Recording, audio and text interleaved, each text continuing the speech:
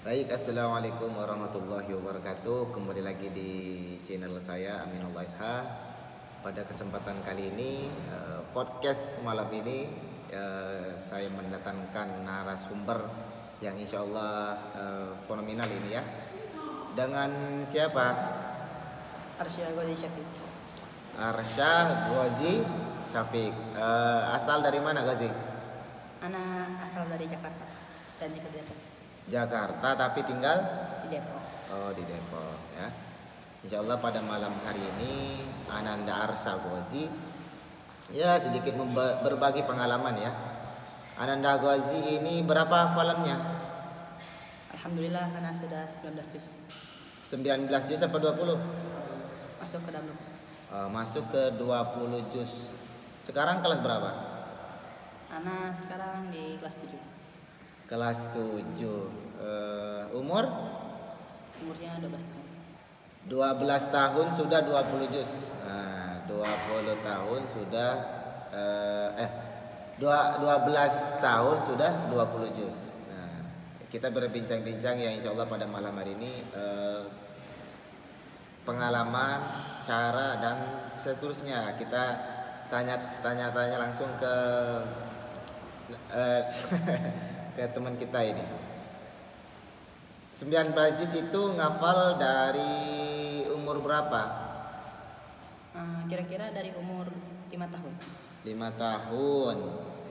Berarti 5 tahun adek itu sudah Al-Quran ya?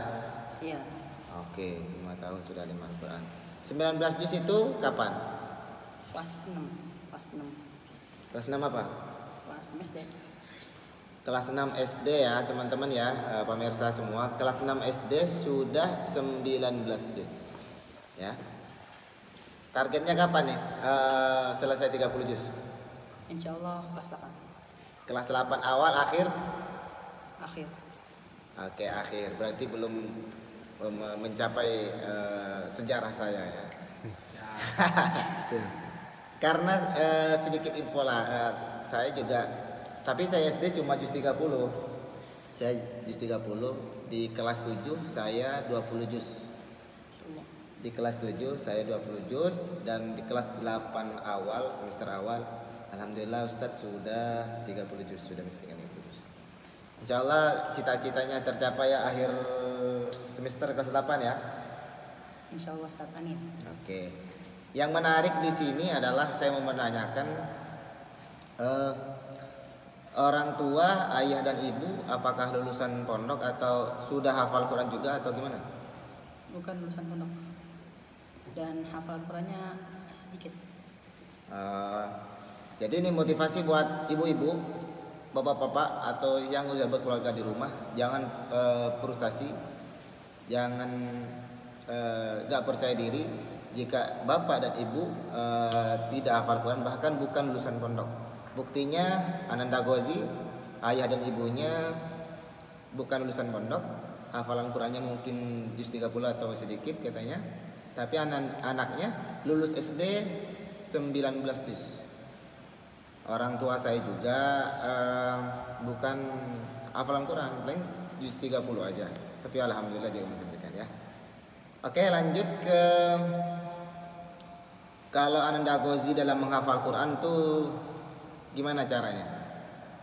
Yang pertama itu ikhlaskan dulu niatnya, agar kita tuh bisa mudah dalam hafal.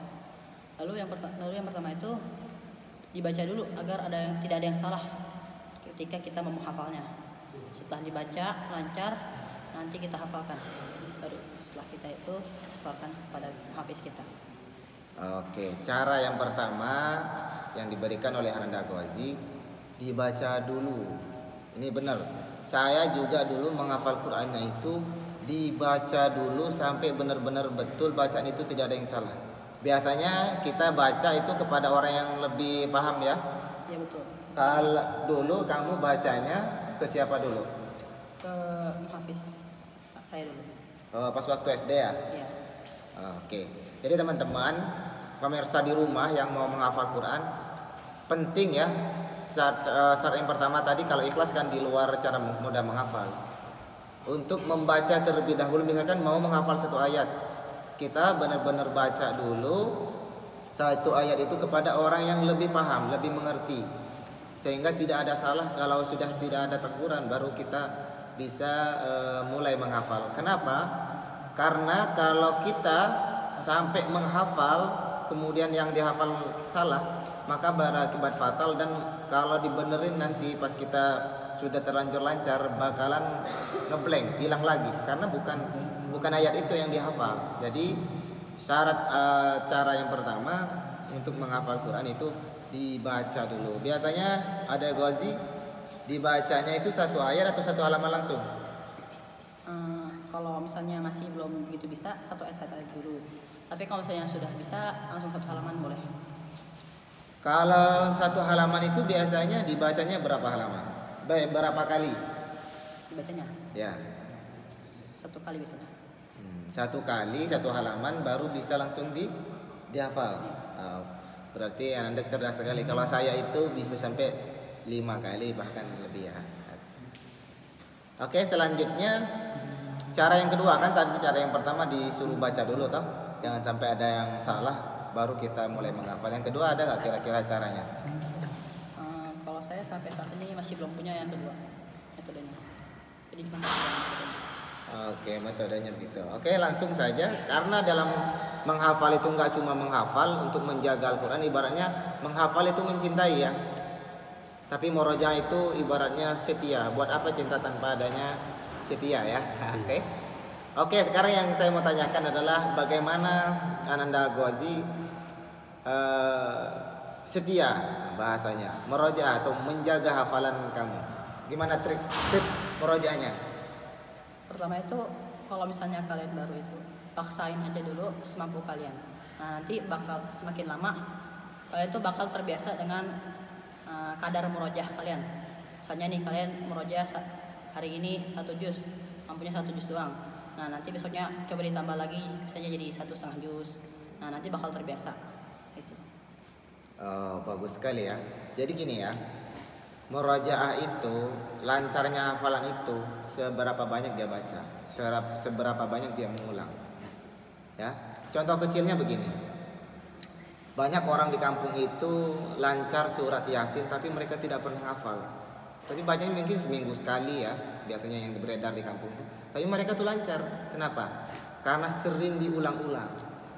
Makanya kalau teman-teman pemirsa semua yang ada di rumah, kalau sudah punya hafalan 1 juz, 2 juz, 3 juz dan seterusnya, agar tidak mudah hilang, sarannya satu, sering diulang, sering dibaca dan seterusnya ya. Oke, untuk selanjutnya, berapa banyak murojaah dalam sehari? Minimal 2 juz. Minimal 2 juz ya teman-teman. Kairo doa nih 1 halaman udah nyerah ya. 2 halaman 2 juz ya? Oke. Sekarang juz berapa murojaahnya? Sekarang lagi murojaah di juz 5 sama juz 6. Juz 5 sama juz 6. Oke. Oh iya, kamu itu ngafalnya dari belakang berapa juz atau langsung dari juz 1? Saya dari belakang 5 juz, dari juz 26 sampai 30, baru lanjut dari juz 1 sampai juz 14. Oh gitu ya. Berarti sekarang juz 14 ya? Oh, sekarang juz 15. Oh, juz 15. Berarti mudah toh surat apa sekarang udah masuk Al-Kahfi apa masih Al-Isra? Sudah masuk Al-Kahfi. Al-Kahfi itu ambil aja 2 hari beres kan? Iya. Oke. Kita lanjut ke ini, banyak pemirsa di depan saya. Mohon maaf kameramen jadi kalau kurang ini. Oke, lanjut. Sekarang ada gak sih terakhir nih, mungkin sesi terakhir, nasihat untuk teman-teman nih sesama santri lah, nasihat untuk khususnya dalam menghafal Quran. Apa nasihat kamu? Nasihat saya yang pertama itu, kalau mau menghafal itu jangan lupa niat kalian tuh harus diluruskan lagi.